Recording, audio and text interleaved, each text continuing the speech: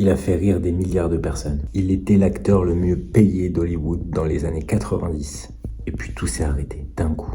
Il a perdu sa femme qui est décédée, un procès a failli faire tout exploser, puis il a disparu. Il y a un truc aussi à prendre en compte, c'est qu'il a dénoncé beaucoup de choses. Diabolisé, suite aux révélations qu'il aurait dites sur l'industrie, en dénonçant tout ce qu'il savait.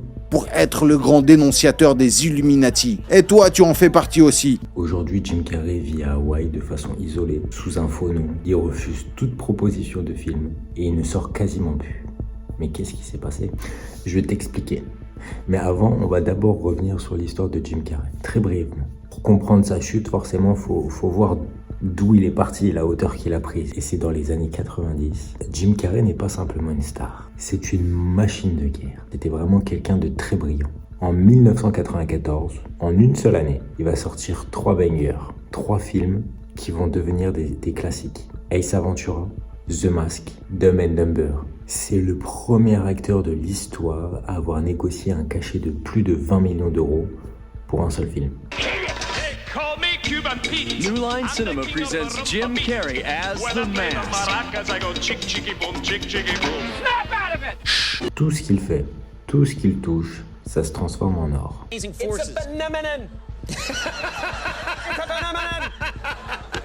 Vous l'avez tous sans doute déjà connu pour ses grimaces et ses expressions de visage qui sont assez particulières. Mais derrière ces grimaces, derrière le clown, il y a un homme qui souffre depuis l'enfance. Quand il était enfant, sa mère était malade et lui, il faisait tout pour lui faire remonter le moral en faisant des bêtises, en faisant des blagues, des grimaces, etc. Juste pour la voir sourire. Lors de son adolescence, lorsque son père va perdre son travail, toute la famille va aller dans des usines pour nettoyer des machines pour survivre, pour continuer de s'acheter de la nourriture. Donc finalement, ce garçon ne jouait pas la comédie pour s'amuser, mais c'était au contraire pour oublier. Et pendant longtemps, ça va marcher cette technique, jusqu'au jour où une femme va rentrer dans sa vie. Elle s'appelle Catriona White, elle était irlandaise maquilleuse et elle avait que 28 ans. Elle avait quitté son pays natal qui était l'Irlande en 2009 pour tenter une carrière en tant qu'actrice aux États-Unis et au final ça n'a pas marché, donc elle a continué d'être maquilleuse. Elle va rencontrer Jim Carrey en 2012. Ça va être une relation très intense, très tumultueuse, qu'on peut appeler de toxique aussi également. Elle avait déjà fait une tentative de suicide à la suite du décès de son père en 2012. Et le 28 septembre 2015, quelques jours après la rupture avec Jim Carrey, elle va mettre fin à ses jours. The mother of Carrey's ex-girlfriend accuses him of playing yet another role. On va retrouver les mêmes substances qui ont tué le chanteur Prince et le verdict officiel va être un suicide. Mais c'est là que les choses vont devenir très étranges.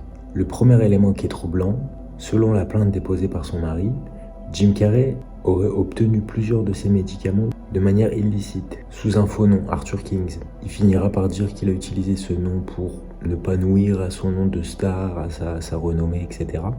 Mais ce qui est étrange, c'est que ces médicaments ont été retrouvés du coup dans le corps de son ex-femme. Le deuxième élément, c'est que des lettres de suicide ont été retrouvées.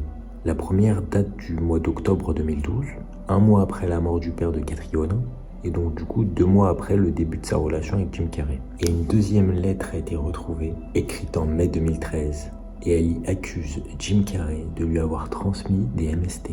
C'est écrit « Mon sang est sur tes mains, tu as appuyé sur la détente ». C'est troublant quand même. La famille de Catriona a également accusé Jim Carrey d'avoir contribué en fait à tout ça, à ses problèmes de dépendance, aux médicaments, etc., etc., tout en sachant qu'elle souffrait de dépression et de toutes ces choses. La mère de Catriona va déposer plainte contre Jim Carrey. L'accusation va être très lourde. Homicide par imprudence. Et le procès va révéler que Jim Carrey a bien transmis des MST à Catriona et a contribué à ses problèmes de toxicomanie. Et Jim Carrey va contrecarrer en accusant la famille de Catriona d'avoir fait de l'extorsion. En janvier 2018, les poursuites sont complètement abandonnées, sans que les raisons exactes soient révélées. Et après ça, Jim Carrey va disparaître. Aujourd'hui, il vit à Hawaï en reclus, de façon isolée, totalement isolée. Et il doit recevoir 3 ou 4 propositions de films chaque année qu'il refuse. Cet homme avait tout, l'argent, la gloire, la célébrité, tout ce qui peut exister, il a tout perdu. Mais il y a un truc aussi à prendre en compte, c'est qu'il a dénoncé beaucoup de choses. Il a dit des choses lors d'un talk show. C'est quoi ça? Un signe gangsta? Comme si tu ne sais pas ce que c'est. Je n'ai absolument aucune idée. Tu ne sais pas ce que c'est. Jimmy Fallon ne le sait pas. David Letterman ne le sait pas. Aucun comédien ou représentant du show business ne sait pas ce que c'est. Je suis là aujourd'hui pour lever le voile, pour être le grand dénonciateur des Illuminati. Et toi, tu en fais partie aussi. Depuis des années, les animateurs des talk-shows, les gens de la télé, les acteurs des sitcoms travaillent pour le gouvernement. Et leur mission, c'est vous distraire pour vous faire rire, pour que vous restiez heureux, obéissants et complètement ignorants de ce qui se passe réellement. Tu sais ce qu'ils essayent de faire? Attends, ça sonne. Ils essayent de nous transformer. Ouais, vous entendez les rires qui sont enregistrés derrière? You don't know what it is. You don't know what that is. I have no idea. Durant le plateau, il n'y avait aucun rire. Ils disaient ces choses de façon sérieuse. Ils ont rajouté ces rires pour discréditer son message. Mais les gens qui étaient sur le plateau ont confirmé que les rires n'étaient pas là. Personne riait quand il disait ça sur le coup. Donc selon toi, il vit en reclus parce qu'il a une culpabilité envers son ex-femme? Busy, so I just wanted to keep it real. I think I'm going over to Puff Daddy's house. Ou parce qu'il aurait été diabolisé après avoir dit des choses?